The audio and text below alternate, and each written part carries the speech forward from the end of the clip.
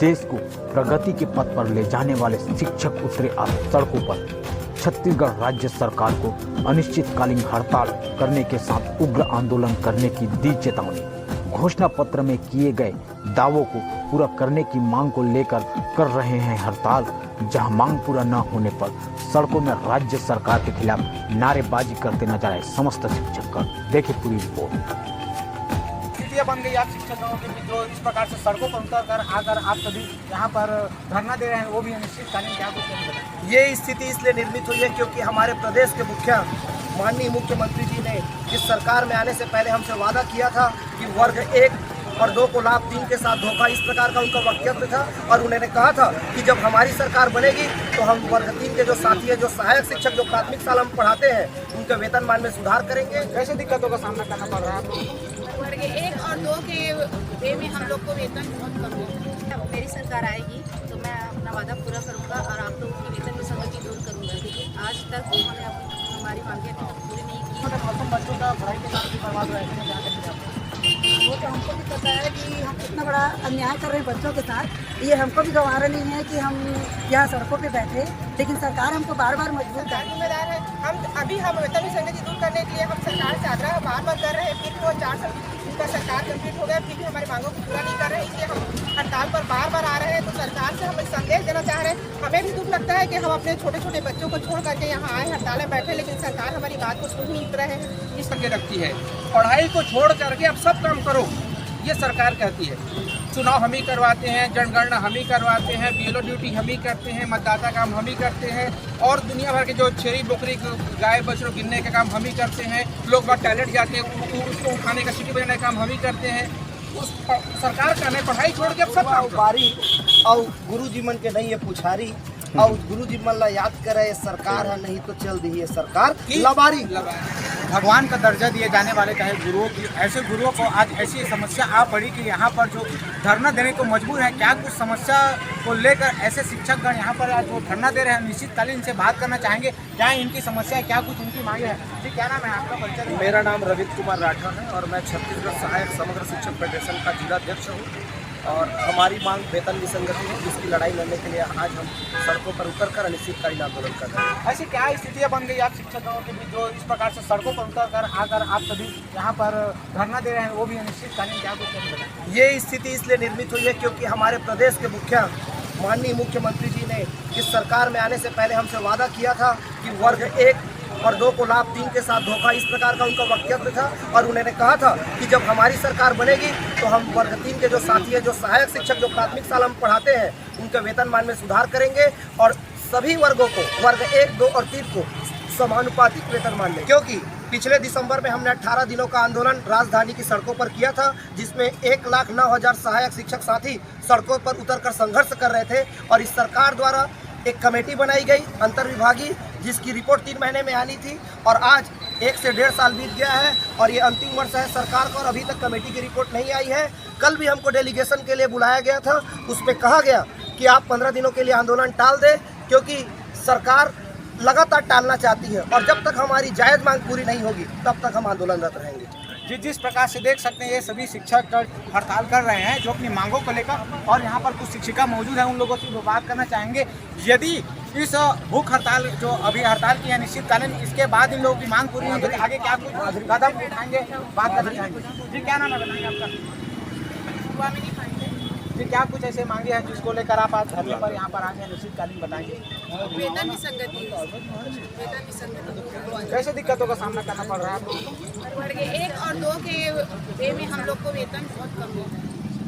जी, क्या कहना चाहेंगे? ऐसे छत्तीसगढ़ राज्य सरकार को जो चुनाव के पहले तो दावे किए थे, लेकिन सत्ता में आने के बाद आप लोगों के जो दावे हैं वो पूरा नहीं किए, क्या कहेंगे आप? जी, उन्होंने अपने घोषणा पत्र में वादा किया था कि मेरी सरकार आएगी तो मैं अपना वादा पूरा करूंगा और आप लोगों की वेतन विसंगति दूर करूंगा, क्योंकि आज तक उन्होंने हमारी मांगें अभी तक पूरी नहीं की। आज 5 साल होने वाले हैं, लेकिन उन्होंने 1 और 2 के बीच में जो अंतर है और 2 और 3 के बीच में अंतर है, इसको देखते हुए थोड़ी गलती करनी पीछे है, लेकिन आज तक तो लेकिन कहीं ना कहीं यहाँ पर जो छोटे छोटे मासूम बच्चों का पढ़ाई के साथ भी बर्बाद हो रहा है, वो तो हमको भी पता है कि हम कितना बड़ा अन्याय कर रहे हैं बच्चों के साथ। ये हमको भी गंवारा नहीं है कि हम यहाँ सड़कों पे बैठे, लेकिन सरकार हमको बार बार मजबूर कर रही है। लेकिन इस बार हमने ठाना है कि जब तक कि वेतन विसंगति दूर नहीं होगा हम हड़ताल वापस नहीं लेंगे। जी, ऐसी हड़ताल चल रहा। आगामी आने वाले चुनाव में क्या छत्तीसगढ़ राज्य सरकार फिर से सत्ता में आएगी? अगर इसी तरह से उनका दौर चलता रहा तो इसका तो मुश्किल है सर। सत्ता जो हमसे टकराएगा दूर दूर हो जाएगा, जो हमसे टकराएगा दूर दूर हो जाएगा। आएगा ही आएगा। वेतन विसंगति दूर नहीं, अगली पारी मंजूर नहीं। वेतन विसंगति दूर नहीं, अगली पारी मंजूर नहीं। हम लोग ने ठान लिए हैं कि हमारे जो साक्षर फेडरेशन है इस बार हम अपने मांग को पूरी करके ही यहाँ हड़ताल को खत्म करेंगे और अपनी मांग को पूरा करवा कर ही रहेंगे। जी, आप सभी शिक्षा द्वारा तो अच्छी बात है कि अपने हक की लड़ाई सबको लड़नी चाहिए, लेकिन यहाँ पर जो निश्चितकालीन भूख हड़ताल आप लोग कर रहे हो, कहीं ना कहीं जो छोटे मासूम बच्चे उनका जो भविष्य है बर्बाद हो रहा है, स्कूल संचालित नहीं हो रहा है, ऐसे में क्या कहना चाहेंगे आज जिलेदार? इसके लिए सरकार जिम्मेदार है। हम वेतन विसंगति दूर करने के लिए हम सरकार से आग्रह बार बार कर रहे हैं, फिर भी वो 4 साल उनका सरकार कंप्लीट हो गया, फिर भी हमारी मांगों को पूरा नहीं कर रहे हैं। इसलिए हम हड़ताल पर बार बार आ रहे हैं। तो सरकार से हम एक संदेश देना चाह रहे हैं। हमें भी दुख लगता है कि हम अपने छोटे छोटे बच्चों को छोड़ करके यहाँ आए, हड़ताल में बैठे, लेकिन सरकार हमारी बात को सुन नहीं रहे हैं। इसलिए हम हड़ताल पे हड़ताल करते जा रहे हैं और जब तक हम हड़ताल पूरा हमारे मांगे पूरा नहीं होगी तब तक हम हड़ताल करते रहेंगे और अनिश्चित कहीं ना कहीं सरकार को तो आप लोगों के द्वारा बैठाया गया है। क्या कहेंगे आगामी आने वाले चुनाव में यदि आप लोगों की मांग पूरी नहीं होती तो ऐसे जो छत्तीसगढ़ जो राज्य सरकार है क्या आगामी आने वाले चुनाव में फिर से सत्ता में बैठेगी? बिल्कुल नहीं, बिल्कुल नहीं। हम सरकार बदल कर रह देंगे भाई, सरकार को बदल देंगे कि हमारी मांगे तो जब पीछे सरकार जब आए थे तो हमारे 1 और 2 के लिए खुद बोले थे कि 1 और 2 के लिए अच्छा है, लेकिन 3 के लिए ये उन लोगों का धोखा हुआ है ऐसे करके। तो सरकार जब सब कुछ जानते हैं तो हमारी मांगे को पूरी क्यों नहीं करते? जिस प्रदर्शन के बाद यदि आप लोगों की मांगे पूरी नहीं होती तो आगे चलकर क्या कुछ ठोस कदम उठाया जाएगा? देखिए भाई साहब, शिक्षक एक राष्ट्र का निर्माता होता है। हम हड़ताल के पक्ष में कभी नहीं रहते, लेकिन जब से हम लोगों ने शिक्षाकर्मी और शिक्षक के पद को ज्वाइन किए हैं तब से आज तक हमें सरकार से लड़ना पड़ा है। सामान्य तनख्वाह के लिए सरकार को हमें हड़ताल करना पड़ता है, महंगाई भत्ता मांगने के लिए सरकार के आगे हड़ताल करना पड़ता है। बड़े दुर्भाग्य की बात हमारे राज्य की। और यदि सरकार इस तरह का समय साथ छलावा करेगी तो इसके पहले जो सरकार का हालत हुआ था वही हालत हमारे इस सरकार की भी होगी। जी, आगामी आने वाले चुनाव में ऐसे सरकार को आप क्या कुछ कहना चाहेंगे? देखिए, हमारा कहना साफ है, जो उन्होंने हमें वादा किया है वो पूरा करते हैं। वेतन विसंगति दूर नहीं तो अगली पारी हमें मंजूर नहीं। ये हमारा स्पष्ट और साफ बघेल जी को संदेश है। लेकिन इस प्रकार से जो प्रदर्शन से कहीं ना कहीं बच्चों के भविष्य के साथ भी तो खिलवाड़ हो रहा है, क्या कहेंगे बताएं? जी हाँ, बताएं ना, शिक्षक राष्ट्र निर्माता होता है, हमें अच्छे से पता है। आज परीक्षा का माहौल चालू होने वाला है, पूरे पढ़ाई पूरा हो चुका है, इसी बीच में बच्चों को अधिक से अधिक हमें मेहनत करके पढ़ाना पड़ता है। बघेल जी से हम लगातार 1 साल से मिलते आए हैं, आज तक कभी उन्होंने हमसे फेस टू फेस वार्ता नहीं किया। रविंद्र चौबे जी से भी हमारी मुलाकात हुई थी, उन्होंने भी कहा था कि मैं बघेल जी से मिलाऊंगा, वो भी नहीं मिला पाए। 4 से 5 महीने हो चुका है, हम मजबूर हो गए। इसके पहले भी हमने कई बार उनको बात रखने का प्रयास किया कि भाई साहब आप हमें बैठने का मौका दीजिए, आप हमसे वार्ता कीजिए। तो अपने छोटे छोटे नुमाइंदों के हमारे पास भेजते हैं जिनमें कोई क्षमता नहीं होती अपनी बात को स्पष्ट करने की। कुछ भी बात आती है हम पूछ के बताएंगे। भैया पूछने की क्या बात है, जो कर सकता है वो हमारे सामने आए और ठोस शब्दों में अपनी बात रखें और हमारी बात को सुने। 1 साल तक हमसे चलते आया है, हमें बताएं कि हमें विसंगति दूर होगी या नहीं होगी। जिस तुलनात्मक दृष्टिकोण से अगर हम देखें, प्राइवेट जो संस्थान है और गवर्नमेंट संस्थान है, दोनों में जमीन और आसमान का फर्क है। प्राइवेट संस्थान के जो शिक्षक उसको 4,000 पेमेंट मिलता है, वही अगर गवर्नमेंट की बात करें तो उसको 30 से 40,000 पेमेंट मिलता है। लेकिन अगर वही शिक्षा व्यवस्था की अगर हम बात करें तो गवर्नमेंट में पढ़ने वाले जो बच्चे हैं अव्यवस्था का आलम दिखता है। क्या कहेंगे ऐसे ऊपर? देखिए, अव्यवस्था की आलम कहीं भी नहीं है। हमारे विद्यालयों में जो सुविधा और सुरक्षा बच्चों को दी जाती है वो प्राइवेट विद्यालयों में नहीं दी जाती। सिर्फ हमारे साथ ये होता है, हमारे बीच जो बच्चे पढ़ने आते हैं उनकी आर्थिक और सामाजिक स्थिति थोड़ी सी कमज़ोर होती है, वो पढ़ाई के महत्व को उसके पालक लोग भी नहीं समझ पाते और इस कारण से बच्चों में थोड़ी दिक्कत होती है। वो लगातार प्रयास नहीं कर सकते और उसके साथ साथ सरकार हम इतने सारे कार्यों में उलझा करके रखती है। पढ़ाई को छोड़ करके अब सब काम करो, ये सरकार कहती है।